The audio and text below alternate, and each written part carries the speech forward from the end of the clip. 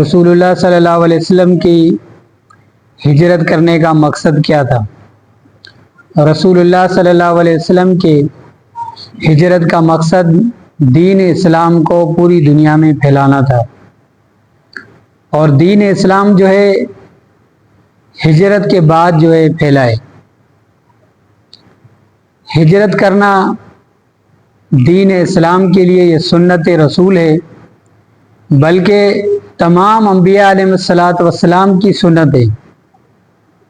ہر نبی نے ہجرت کی، اپنا علاقہ، اپنا گھر، اپنا جو ہے وطن، سب کچھ چھوڑ کر جو ہے دین اسلام کے خاطر دوسری جگہ پہ منتقل ہوئے، اور دین اسلام کے لیے بہت بڑی قربانیاں دی۔ ہجرت کے درمیان جو ہے بہت تکلیفیں، پریشانی، مصائب کا سامنا کرنا پڑا۔ ہجرت کرنا معمولی چیز نہیں ہے۔ ہجرت کے اندر جو ہے بہت بڑے تکلیفیں آتی ہیں۔ ایک بندہ اس جو ہے شہر سے دوسرے شہر کی طرف جاتا ہے تو اسے کتنا نقصان ہوتا ہے۔ صحابہ کرام رضوان اللہ تعالی مجمعین نے مکے سے مدینے کی طرف ہجرت کی تو بہت سارا گھر کا سامان چھوڑ دیا۔ کسی نے زمینیں چھوڑی، کسی نے جو ہے گھر بنائے چھوڑ دیے، سامان چھوڑ دیا، سب کچھ دین اسلام کے لیے۔ رسول اللہ صلی اللہ علیہ وسلم، صحابہ کرام رضوان اللہ تعالی مجمعین مکے میں جب تھے تو اس وقت بہت بڑی پریشانیاں تھیں۔ لوگ جو ہے صحابہ کرام رضوان اللہ تعالی مجمعین کا جینا جو ہے مشکل بنا دیا، لیکن مدینے کی طرف جو ہے ہجرت کرنا کفار کے لیے بھاری پڑ گیا۔ اس لیے بھاری پڑا تھا کہ ان لوگوں نے سوچا کہ ہم رسول اللہ صلی اللہ علیہ وسلم کو راستے سے ہٹا کر جو ہے اپنی منزل کو پا لیں گے، لیکن اس طرح نہیں ہوا۔ رسول اللہ صلی اللہ علیہ وسلم مدینہ طیبہ پہنچے تو دین اسلام پھیلانے کا جو ہے ذریعہ مدینہ طیبہ بن گیا۔ مدینہ طیبہ جو ہے اس وقت ایک پیالے کی مثل تھا۔ دونوں اطراف میں پہاڑیاں، بڑے بڑے گھنے جو ہے درخت موجود تھے، جس کی وجہ سے جنگ کرنا جو ہے ان کفار کے لیے بڑا مشکل ہو گیا، اور یہی سبب بنا دین اسلام کے پھیلنے کا۔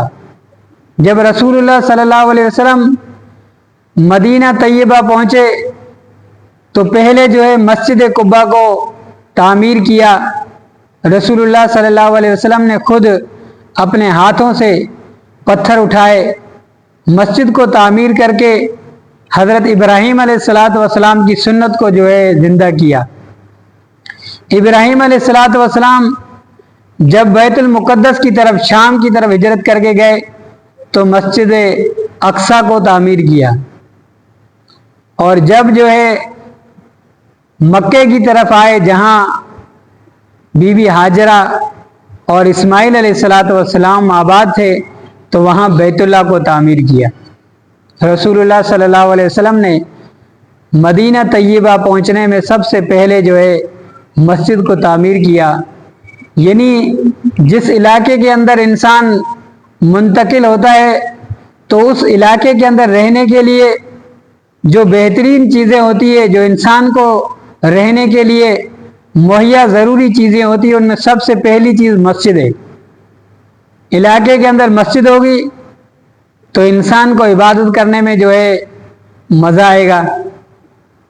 پھر دوسری چیزیں جو ہے وہ اضافی چیزیں ہیں، کنویں پانی کا ہونا، اور جو ہے تمام جو رہنے اور مجبوری کی جو انسان کے رہنے کے لیے ضروری چیزیں ہیں، ان تمام چیزوں کا ہونا جو ہے انسان کے لیے ضروری ہوتا ہے۔ رسول اللہ صلی اللہ علیہ وسلم جو ہے جب مدینہ طیبہ پہنچے تو اس وقت جو ہے ایک یہودی نے خوشخبری سنائی، عیسائی نے یہ خوشخبری سنائی تھی۔ جب رسول اللہ صلی اللہ علیہ وسلم کو تاج پہنایا گیا اس وقت جو ہے اس عیسائی نے جو ہے کہا کہ خدیجۃ الکبریٰ اب تمہارا جو ہے شوہر محمد نہیں بلکہ محمد رسول اللہ ہے۔ اور مدینہ طیبہ کے لوگوں کو ایک یہودی عالم نے جو ہے خوشخبری سنائی کہ مدینے کے لوگوں، جس محمد کا تم انتظار کر رہے ہو وہ جو ہے عنقریب مدینہ طیبہ جو ہے پہنچنے والا ہے۔ پہلے زمانے کے اندر جو ہے لوگ کسی مہمان کی آمد کا سلسلہ ہوتا یا انتظار ہوتا وہ تو گھروں کے چھتوں کے اوپر دیکھ کر اس کا انتظار کرتے یا گھروں سے باہر جا کر جو ہے اسے ریسیو کرتے تھے۔ آج بھی اگر جو ہے لوگ عمرہ کر کے حج کر کے دبئی سے آتے ہیں تو ایئرپورٹ پہ لینے کے لیے جاتے ہیں۔ اسی انداز کے ساتھ جو ہے مدینہ طیبہ سے رسول اللہ صلی اللہ علیہ وسلم کی آمد کا سن کر صحابہ اکرام رضوان اللہ تعالی مجمعین اور بچے تمام کے تمام جو ہے وہاں موجود تھے۔ جب رسول اللہ صلی اللہ علیہ وسلم مدینہ طیبہ پہنچے تو بچوں نے جو ہے جاء رسول اللہ کے نغمے گائے اور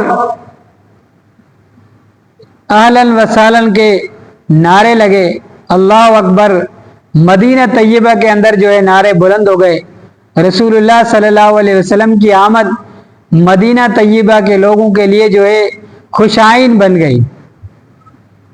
رسول اللہ صلی اللہ علیہ وسلم کا آنا ان کے لیے نور العین بن گیا، ان کی آنکھوں کا ٹھنڈک بن گیا، ان کی آنکھوں کا سرما بن گیا۔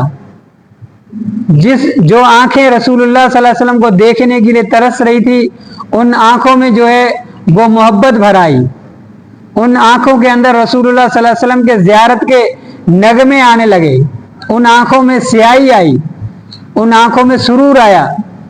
رسول اللہ صلی اللہ علیہ وسلم کو دیکھ کر صحابہ کرام رضوان اللہ تعالی مجمعین و صحابہ کرام رضوان اللہ تعالی مجمعین کے جو ہے خاندان کے لوگ، ان کے جو ہے عورتیں بچے سارے خوش ہو گئے۔ رسول اللہ صلی اللہ علیہ وسلم مدینہ طیبہ کے اندر پہنچے۔ اب رسول اللہ صلی اللہ علیہ وسلم کا رہنا جو ہے کہاں پر ہوگا؟ اللہ کے رسول کی رہائش کہاں ہوگی؟ مدینے کا ہر شخص یہ چاہتا تھا کہ رسول اللہ ہمارے مہمان بنے، کون نہیں چاہتا؟ جب رسول اللہ صلی اللہ علیہ وسلم مدینہ طیبہ پہنچے تو ہر شخص کی خواہش تھی کہ رسول اللہ میرے مہمان بنے۔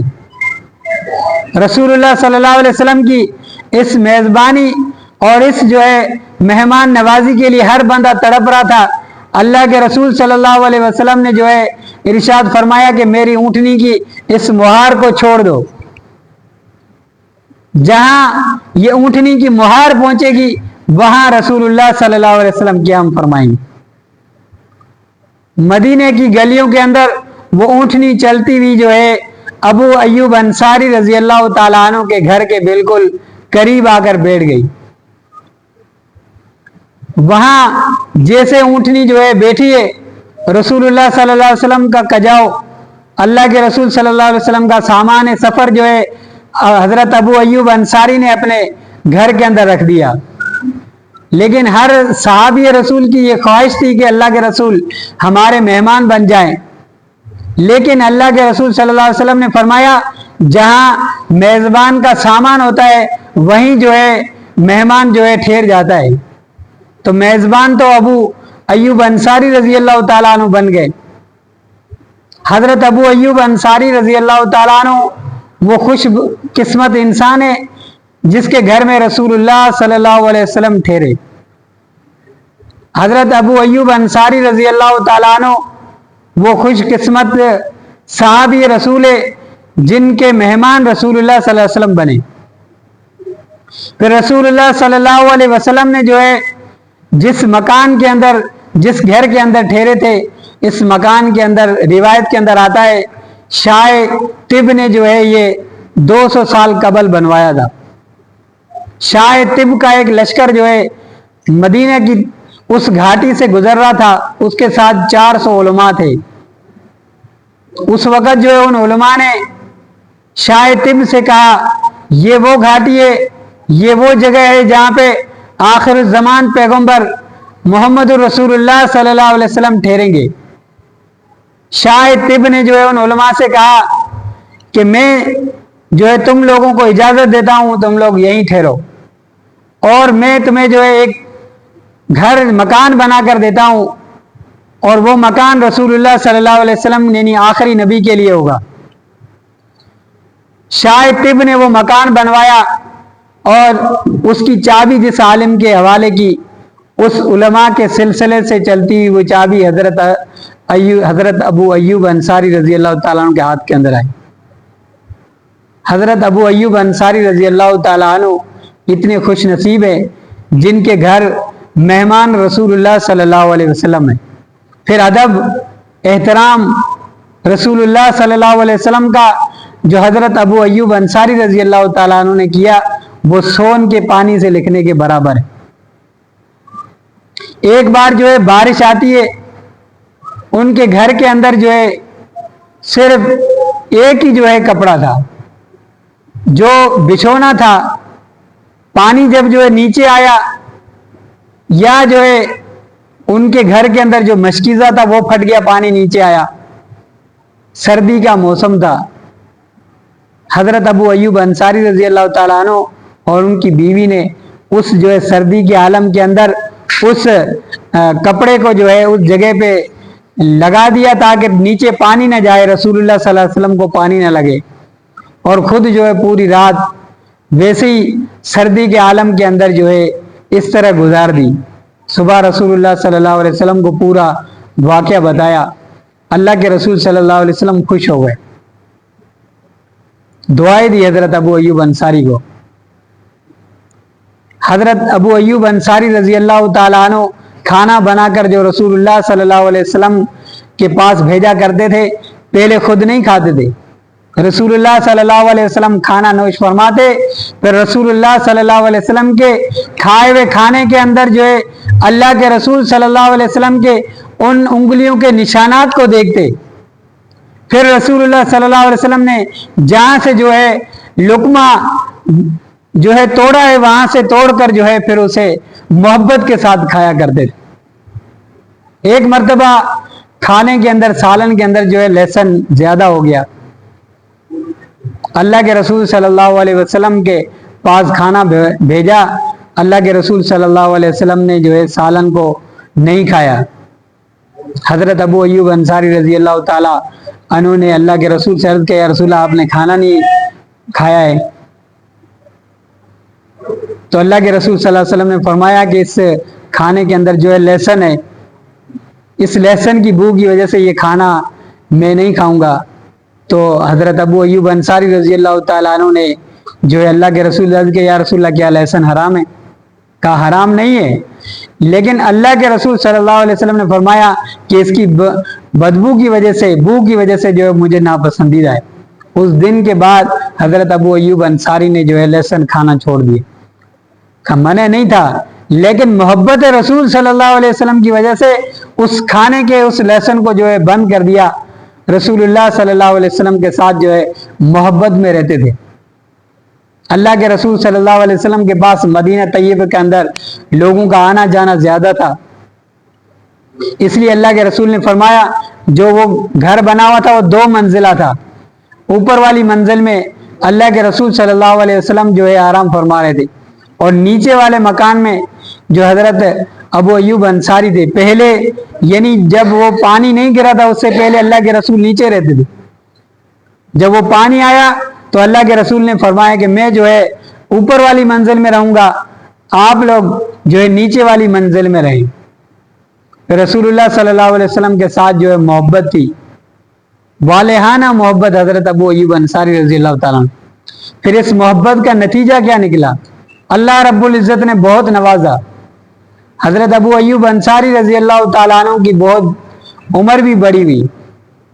جب حضرت عثمان غنی رضی اللہ تعالیٰ عنہ نے قسط دنیا کو فتح کرنے کے لیے لشکر بھیجا، عبد الرحمن بن خالد بن ولید رضی اللہ تعالیٰ عنہ کو جو ہے لشکر کا سپہ سالار بنایا، اور اس لشکر کے جو ہے قسط دنیا فتح کرنے کے لیے بھیجا، تو اس وقت حضرت ابو ایوب انصاری رضی اللہ تعالیٰ عنہ کہا کہ میں بھی اس لشکر میں شامل ہوں گا۔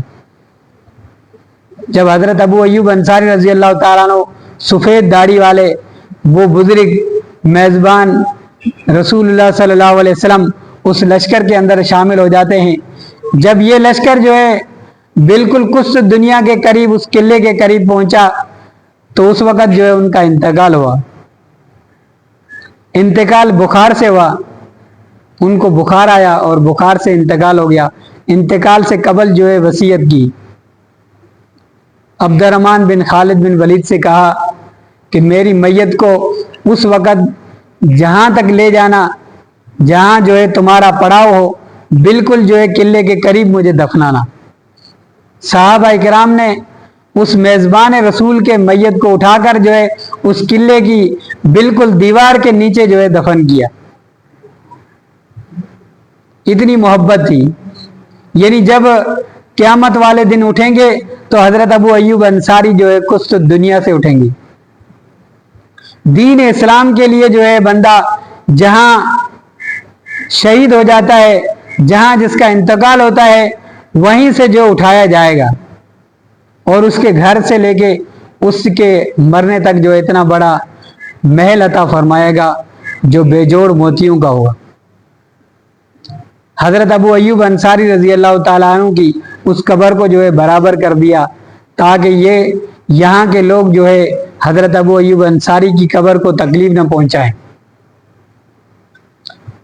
یہ سلسلہ جو ہے چلتا رہا۔ بہت عرصے کے بعد سلطنت عثمانیہ کے اندر کے جو ہے سلطان محمد فاتح نے پھر قسط دنیا کو فتح کیا۔ جب قسط دنیا کو فتح کیا تو اس وقت جو ہے قسط دنیا فتح ہو گیا تو سلطان محمد فاتح نے چاہا میں رسول اللہ صلی اللہ علیہ وسلم کے اس میزبان کی قبر کو دیکھوں اور اس کی قبر کو جو ہے بنواؤں، اور اس جو ہے قلعے کی دیوار کے اطراف میں کھودنے کی کوشش کی، نہیں ملا۔ تو اس وقت کے جو امام تھے، بزرگ تھے، انہیں جو ہے بلوایا گیا، کہا کہ تم ادھر جو ہے مراقبہ کرو کہاں حضرت ابو ایوب انصاری مدفون ہے۔ اس شخص نے جو ہے اس امام نے مراقبہ کیا۔ مراقبے کے بعد جو ہے حضرت ابو ایوب انصاری رضی اللہ تعالی عنہ کی قبر کی جگہ جو ہے ملی، وہاں پہ کھودا گیا۔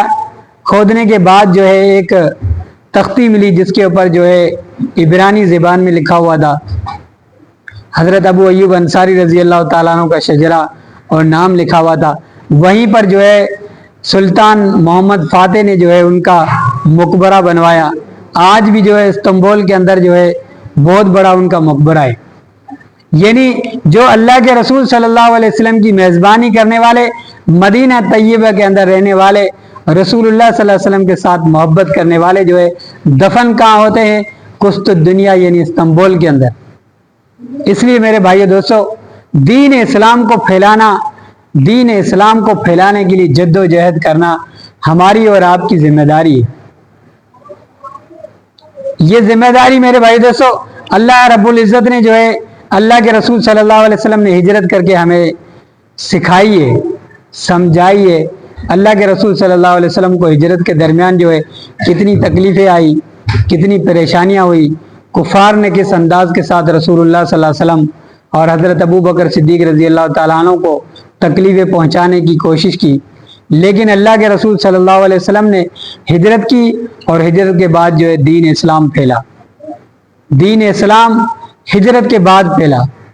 پھر اللہ رب العزت نے فرمایا اذا جاء نصر اللہ والفتح، جب اللہ رب العزت کی نصرت و فتح آ گئی تو اس وقت اللہ رب العزت نے فرمایا کہ اب جو ہے دین اسلام کے اندر لوگ فوج در فوج داخل ہوں۔ فوج در فوج کا مطلب یہ ہے، فوج در فوج یعنی اللہ رب العزت نے دین اسلام کو پھیلانے کے لیے، دین اسلام کو پوری دنیا میں غالب کرنے کے لیے مدینہ طیبہ سے جو ہے بڑے بڑے لشکر نکلے۔ جنگ بدر، جنگ احد، جنگ حنین، جنگ خیبر، یرموک، تبوک، وہ ساری جنگیں جو ہے مدینہ طیبہ سے لڑی گئی۔ دین اسلام کے لیے خود رسول اللہ صلی اللہ علیہ وسلم نے میدان کے اندر اترے، 27 جنگوں میں اللہ کے رسول نے خود شرکت فرمائی۔ دین اسلام کے لیے اگر جو ہے اپنے گھر سے نکلنا نہ ہوتا، اپنے بستر کو باندھنا نہ ہوتا، اپنے جو ہے سب کو چھوڑنا نہ ہوتا، تو رسول اللہ صلی اللہ علیہ وسلم کبھی مکہ کو نہیں چھوڑتے، پھر مدینہ طیبہ کو چھوڑ کر جو ہے جہاد کے اندر دین اسلام کو پھیلانے کے اندر جو ہے کوشاں نہ ہوتے۔ یہ دین اسلام محنت سے پھیلا ہے اور ہجرت سے پھیلا ہے۔ جب ہم دین اسلام کے لیے ہجرت کریں گے، اللہ رب العزت جو ہے پوری دنیا کے اندر جو ہے دین اسلام کو غالب فرمائیں گے۔ اللہ رب العزت سے دعا کہ اللہ تعالیٰ جو کچھ کہا گیا عمل کرنے کو